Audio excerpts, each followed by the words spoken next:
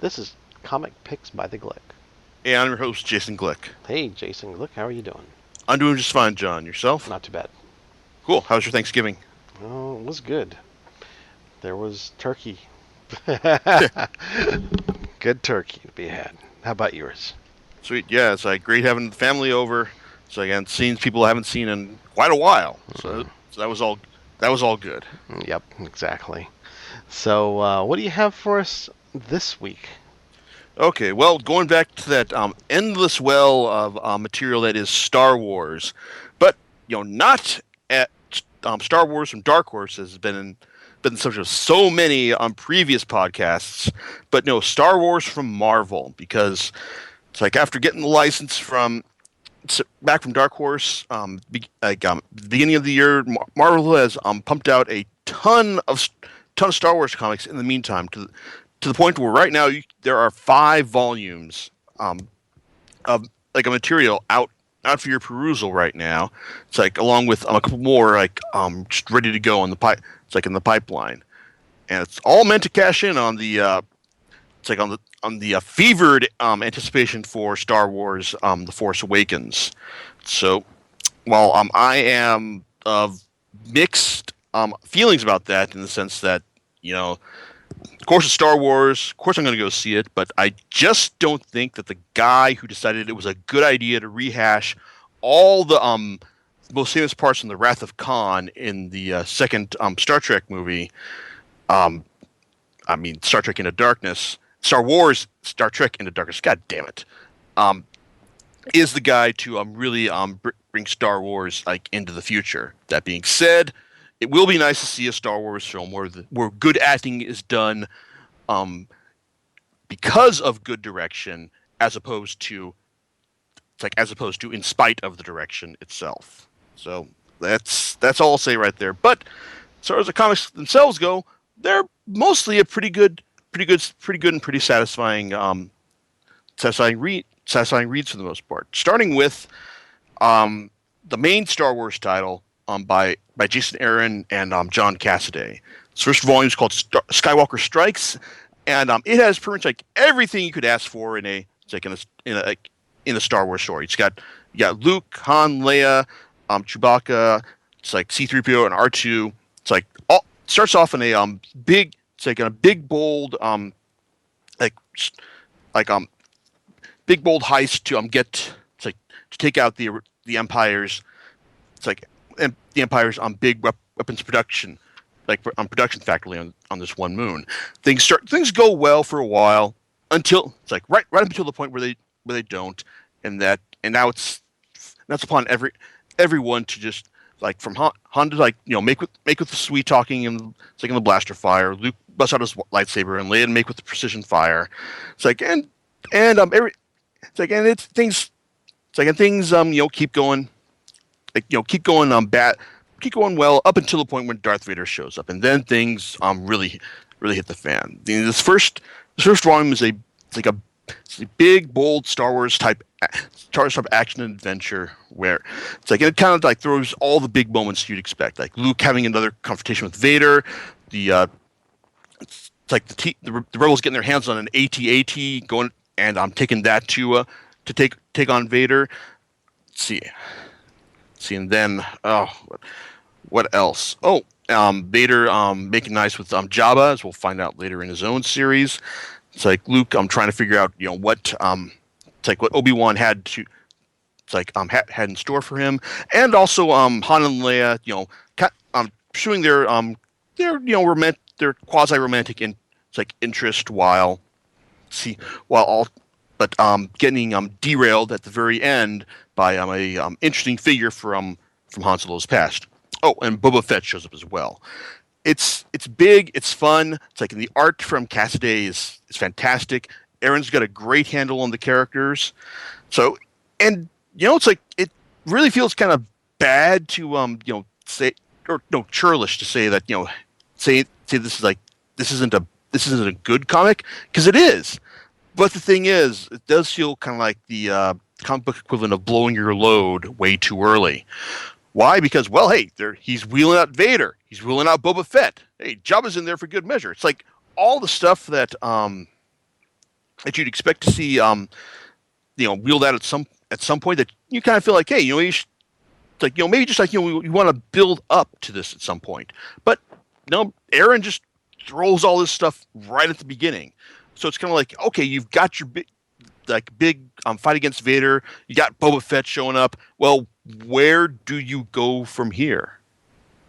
That's the big question, and we'll see where that goes. I mean, he's got, not saying he doesn't have plans. I mean, like, Luke gets this book from Obi-Wan Kenobi's hut at the end of the volume, and well, there is that mysterious figure, or well, not, she's not mysterious. You'll find out exactly what her relationship is to Han at the end of the volume, and that's pretty interesting in and of itself. But even so, it's kind of like, is this going to be more interesting than seeing our heroes go toe to toe with Vader and Boba Fett, like in the first volume, with art by John Cassaday? Cassaday is like absolutely fantastic. Really, it's like even though the next art's going to have art from Stuart Immonen, it's kind of like, yeah, it's this Cassaday kind of sets a pretty high bar to follow here. So overall, I mean, this first run of Skywalker Strikes is it's like is good fun, but it's like, where, like I said, the question is, like, I feel sorry for volumes after that, because like I said, where do you go from here? It's like, on the other hand, though, the best of the bunch is Kieron Gillen's Darth Vader ongoing series with art from Salvador Larroca. This is a great series, because it's like, not only because he's dealing with a very tricky like setup here. In fact, because basically you're dealing with Vader right after it's like the destruction of the first Death Star, and so he's in a weakened position in his standing with the Emperor. But how do you portray a weakened Vader, but also still maintain that air of badassness that he's known for? Well, Gillen treads that line very well here, showing that Vader is doing a good job of portraying Vader's like utter ruthlessness and cunning as well, and also making some nice it makes nice parallels against Aaron's own Star Wars title, like seeing his earlier interaction with Jabba is actually, it's it's a good amount. It's a good deal of fun. It's like, and it's just like, it's just cool to see Vader just torment all those lower in stature than him. I mean, seeing him force choke Jabba, good times. And even though it's like, he is second only to the Emperor, it's like, that means like everyone else who is who's underneath him is kind of fair game. Such as when he's put under the control of a Star Destroyer captain, and even though it's like this guy he's of the opinion that, hey, Vader, you're just a blunt instrument who's best wielded by someone. Vader, it's like he does a good job of letting the man know that, yeah, it's true, but hey, it's still extremely dangerous here. It's like, and I mean, and even though like Guylan, he's a very funny, very witty writer. He keeps that tone out of Vader for the most part, just making him like, very, very ruthless and imposing, but keeping all the fun, witty dialogue for the supporting characters, like the droids, like the droids 000 and B4. It's like these droids are kind of like the Star gets some special mention, because they are kind of like the mirror universe versions of C-3PO and R2, in the sense that 000 is a protocol droid with assassination features, and B4 is just really let's see. Oh, BT1. My bad. Where did B4 come from? I don't know.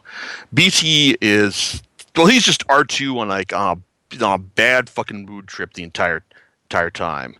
So these two, great fun to see, especially when 000 tells him, "Oh, I've got some bad news. after interrogating like a guy that Vader wants to get some information out of. It's like, well, I got some good news and some bad news. Well, good news is I've gotten everything that I wish to know from him. It's like, very well. Vader's like, oh, very well. You made stills of him. I was like, oh, well, then I have doubly good news for you. So it's like, fun stuff like that. And also along for the ride is a Dr. Afra, who knows a lot of stuff about it's like about old school weapons. And how to best use them. She's very interesting because because clever readers will be able to observe from her opening sequences that she is basically Star Wars version of Indiana Jones. So I mean, right down to the point where she's chastising someone who has just stopped her from getting this circuit board. It's like she says it should be in an armory. Well, yeah, it's like it's an as I don't know, the difference between an homage and a ripoff is that, hey, like we like an homage is something. If we like it, it's an homage. If it's a ripoff, it's a ripoff. We don't like it. This is something I like very much. So Gillen gets max points for his homage here. So, but in the end, though, it's like when Vader. We see that Vader has managed to track down this secret program the Emperor has been running. Well, he finds out that the Emperor. Well, he was a bit more disappointed in him after his failure with the Death Star than he initially let on. To the point that, Vader. Well, he actually is kind of replaceable. So in the sense that hey, we've got this Vader in a diminished place, but he's still got his plans and his means to just to get his status back. No, not just get his status back, but to also find a way to claim everything for himself, to overthrow the Emperor and make everything he has his as Vader's as well. So it's a great setup for future stories, and I'm looking for, and I definitely feel much better about the future of Darth Vader than I do about Aaron's Star Wars series. Now, the other ongoing series they've released the first collection for, well, it's kind of handicapped by its format, really.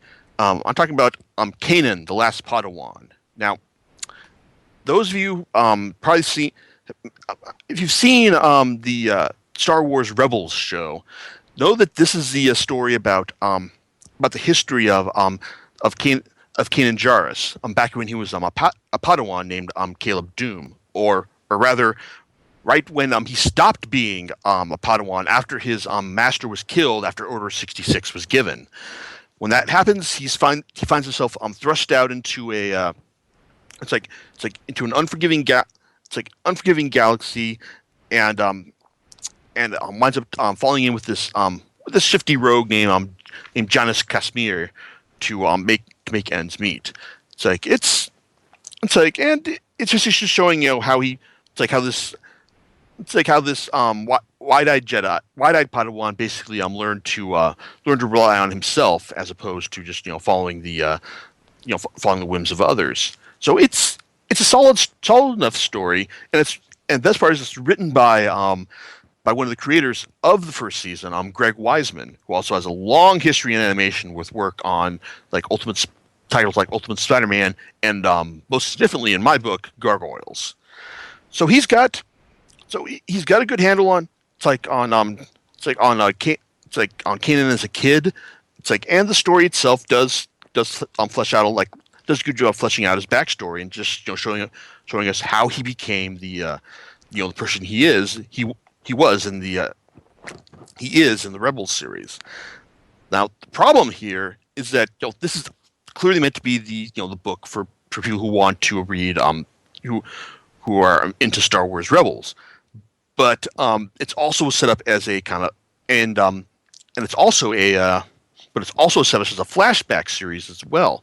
Now, I think the series was originally meant to be like a miniseries, because when you get to the end of issue 5, it reads like, this is it. That this is we've reached the end of the story, and well, it's like and this is good. It's like, hey, it's a solid origin story for the character, and it works really well on its own terms. Then you get to the next issue, and it's like, oh well, it's kind of the Star Wars Rebels story, as they head back to the planet that most of the first arc took place on, and Kanan has to get, has to settle like has to sort out the trouble they've run into after the team's cargo goes missing, and he has to track it down. He wants to track it down by himself without letting anyone know too much about his history with the planet. So so the thing is, though, it's like, I have no objections that this is going to turn into a Star Wars Rebels series, but it does read kind of awkwardly if this is meant to be for a series that is called Kanan the Last Padawan to suddenly transition to be being like Star Wars Rebels the series. So yeah, kind of kind of tricky, kind of awkward, and I've also seen that apparently the next arc is going to go back even further into Kanan's Padawan days. So it's like, well, is this going to be the Rebel series, or is this going to be just flashback, Kanan flashback the series? We'll see. What we get here is still pretty entertaining, and if you've seen Star Wars Rebels, then it's worth checking out for the insight it affords into one of its lead characters. So, also though, like in addition to these are the ongoing series, and in addition to them, Marvel has been putting out a bunch of mini series as well, spotlighting several different characters, and also leading up to the movie proper. The first of these miniseries to be collected is Star Wars Princess Leia, from writer Mark Waid and artist Terry Dodson. And Mark Waid, well, dude's been writing great comics for well over 2 decades now, and it's like, well, he doesn't have a whole lot of he doesn't do a whole lot of licensed work, but he actually tell a pretty good Princess Leia story here. I mean, it starts off kind of conventional with Leia. Let's see, with Leia just trying to figure out being sidelined after the events of Episode 4, and just because basically she's basically like a well-regarded figurehead with a huge with huge bounty on her as well. But as it turns out, the Empire is also made an effort to round up all the Alderaanians that weren't killed when the planet was destroyed. So hearing this, Leia hooks up with a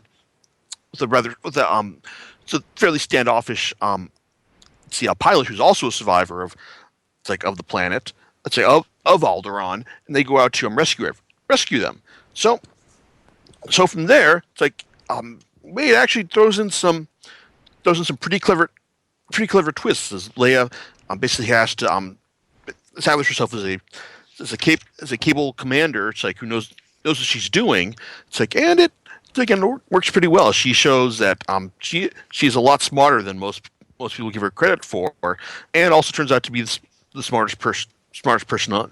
It's like in the book by the end of the volume. It's cool seeing her. It's like, like stand her ground and basically resolve a lot of these situations without.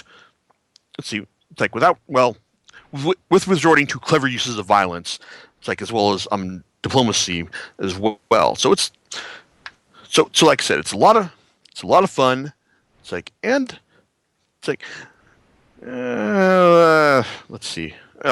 Well, the art, Terry Dodson, he's got a great expressive, smooth style, but parts of this were very clearly rushed to the point where you kind of like to play a game of spot the panel that he spent 5 seconds on. It's like in each issue. So it's not as bad as the last couple of pages he had to bash out for the Axis crossover, but still, you kind of wish that he had just been allowed or just taken more time to pull this off.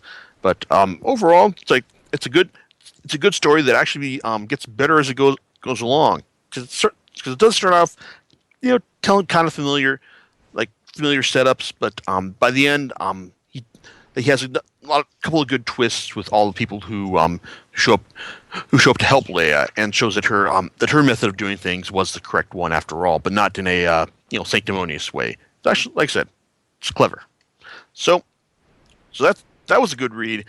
Then you've got Star Wars, like Journeys, or let's say the full title, Journey to Star Wars: The Force Awakens, Shattered Empire. Now, this is clearly meant to be like a prequel to the movie.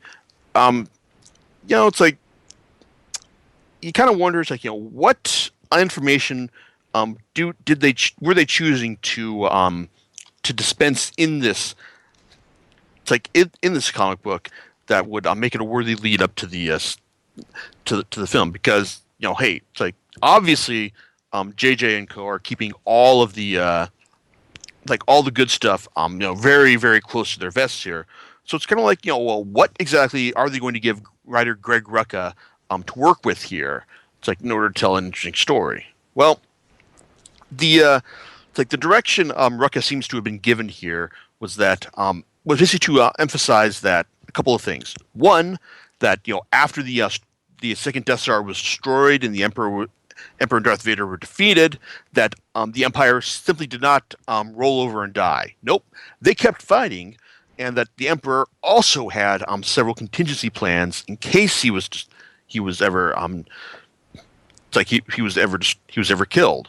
One of them being a special plan for Naboo. Then you've also got the main character, Shara Bey. It's like a A-wing pilot with the Rebellion, quite good at her job. She gets a lot of key scenes with Luke Skywalker in the first and fourth issues, with Han Solo early on, and with Princess Leia as she escorts her to Naboo, like in the middle. It's like in the middle of the series. So yeah, it's to be cheaper for her to say she's kind of like Forrest Gump in that way, but hey, she's rubbing shoulders with all the major characters like of the Star Wars mythos in these four issues here. But she's portrayed as a very strong and capable pilot, and she's definitely someone I'd want to have watching my back in a battle. And she's also married to a Kes Dameron. It's like, as well, who's a Pathfinder, or basically Star Wars Special Forces. Now, if you hear the name Dameron, you think, wait a second, isn't Oscar Isaac's character named Poe Dameron? That is correct. She and Kes are are Poe's parents, and so that's the other thing that the series also has for you. It's like, basically, I don't know what he's going to be like in the movie, but however he winds up being. However, Poe winds up being in the movie. Well, this is the series to show you, like, these are his parents, and they were pretty badass for the most part.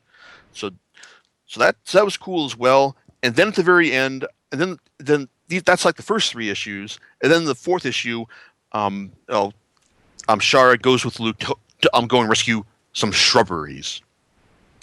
I'm being a little facetious there, but no, really, that's really what they're doing, and it's not as silly as I'm making it sound, but I still just like phrasing it that way because it's fun.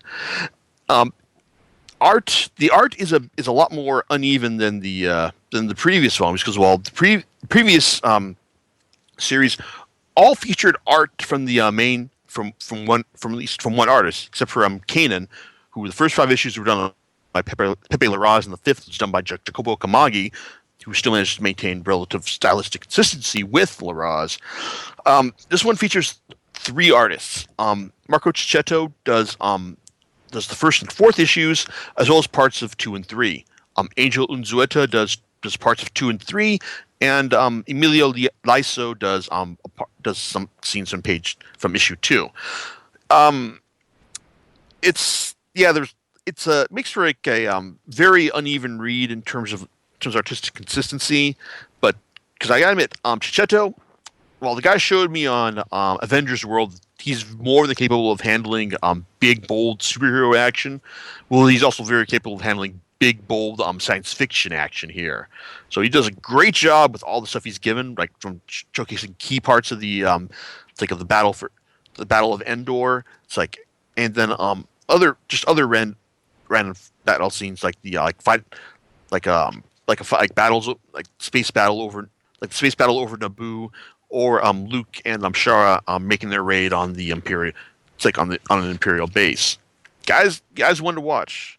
So just hopefully they'll be given enough time in future issues to just not be able to like actually draw them, as opposed to just get them out as soon as possible. So, but and also Shattered Empire was also only 4 issues long. So to pad out the trade paperback release, Marvel threw in the first issue of Princess Leia, and for a interesting bit of historical, which can only be read as a amusing historical document, the first issue of their Star Wars comic back from 1977, which it makes her a very interesting read, particularly with the just to see how much different the style was for Star Wars comics back in the day, and just like how much stuff they were able to cram in terms of dialogue and plot. It's like in a single issue, because the first issue is like the first half hour of the movie, right up to the point where Luke is about to get his skull caved in by the Tusken Raiders. So I gotta admit, it's like that was actually a kind of nice bonus. And if you're gonna throw in, just some random issues to pad out the length of a trade paperback, best to make them at least interesting historical documents like this. So overall, Marvel's done a pretty good job. Like by the Star Wars series, and but it is worth noting that they've basically just like stuck mainly to just like focusing on established characters. It's like established characters and just just fleshing them out.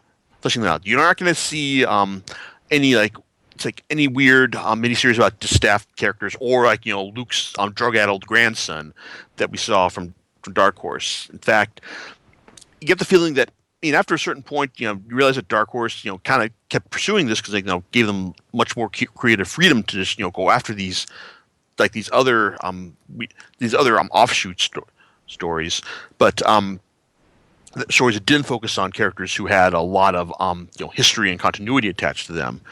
But with the slate being wiped clean, it's like Marvel's got pretty much free reign to just do what they want without being contradicted by by dozens of books. It's like in other comic books that have happened over the years. So, and there's also no denying that the fact that they're getting like A-list talent like Aaron, Guylan, Wade, and Rucka to write these stories. That they definitely read a lot. It's like read a lot better than than most of Dark Horse's other stuff. Still, it's like it's still like there's lots. Dark Horse has had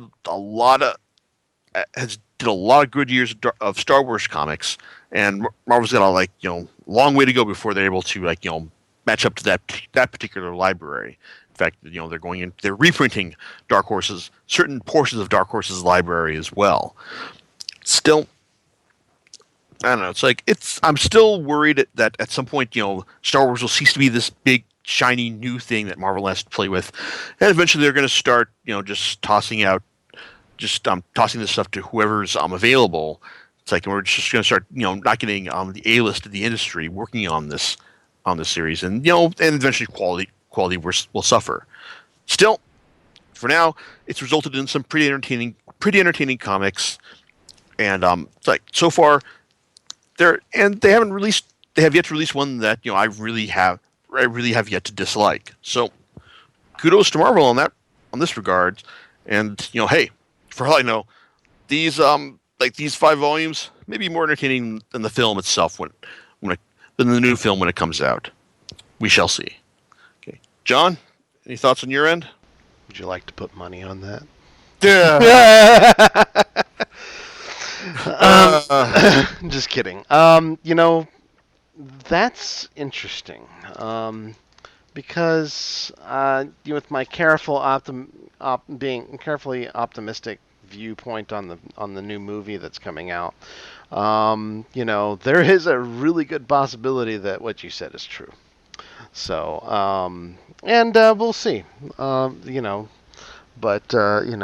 kind of know the track record of certain people who directs certain films, and it wouldn't surprise me if,